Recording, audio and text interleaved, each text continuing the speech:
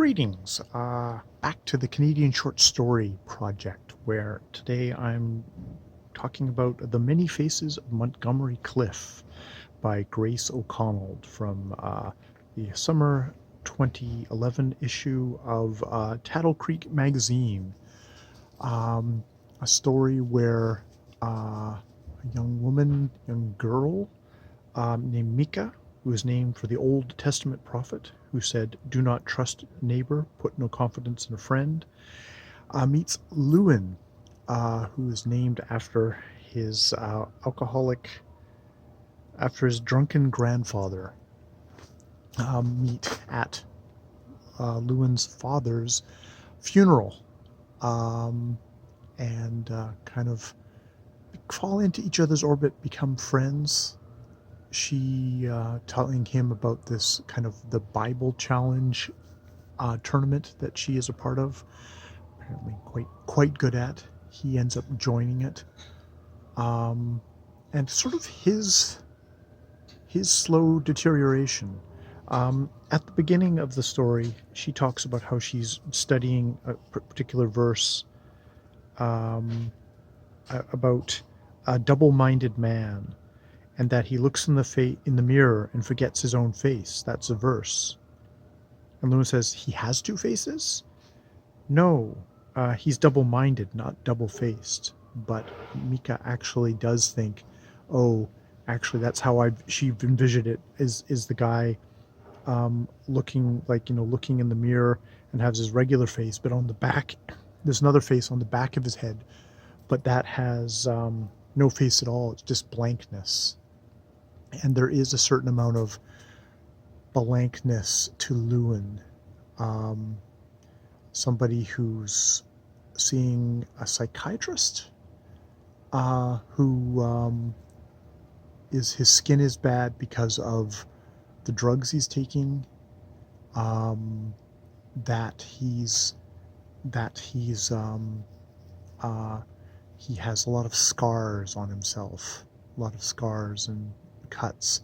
It's like you get the sense that he is somebody who's self-harming himself, and indeed by the end of the story, she comes upon him standing down by the water with the cuffs of his pants are wet, and you think, oh, is he, like, this is a kind of a Bible camp. It's like, is he gonna commit suicide or something like that? Now, the story is called The Many Faces of Montgomery Cliff because one of the things I do is watch From Here to Eternity with Montgomery Cliff in it.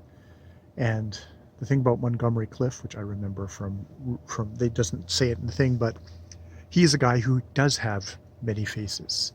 He was a very successful actor who ended up in a car accident, was horribly disfigured, had plastic surgery that ended up, they reconstructed his face. He's never kind of a shattered version of that, what he was before, with like half his face kind of immobilized and just not able to move it, and who basically, self-medicated, lots of drug taking, lots of drinking, and had what's considered kind of a slow suicide after that, until he finally did die. Not specifically whether they know from actually suicide as much as it might be from just all the attendant medical conditions he had. Also, he had dysentery, which apparently had, his insides were not great. So there is sort of that wounded, tragic figure that this story is organized around, and you think Mika, almost the Elizabeth Taylor of this story. Elizabeth Taylor, the actress, was friends, very close friends with Montgomery Cliff, and there's sort of a kind of a shadow thing there of, there's also a thing here of like, oh, they knew that, they would never get married for reasons that they would never talk about at this Bible school. And you think, is that because he's dying, or is that more because he's probably also queer? He is gay. Sorry, I use them in those two words interchangeably. I know that some generations do find the queer word is not appropriate coming out of somebody who's is only slightly bent.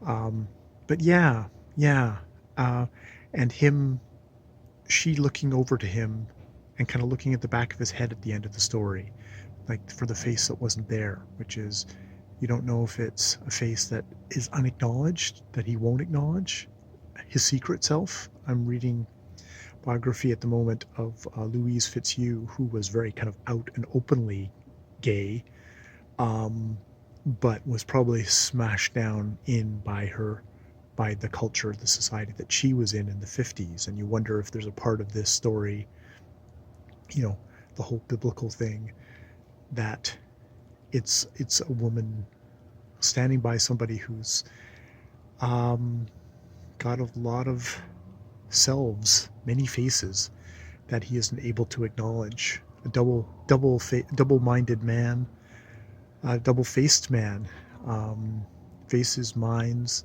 what you're able to face out into the world. So yeah, interesting story. It's not a story that ends with a suicide or anything like that. It's just like her looking over and looking at the back of his head, seeing that blankness, that blank second face, double-minded. Yeah. So an interesting story, the Many Faces of Montgomery Cliff by Grace O'Connell. Yeah, cool story. All right, more videos later.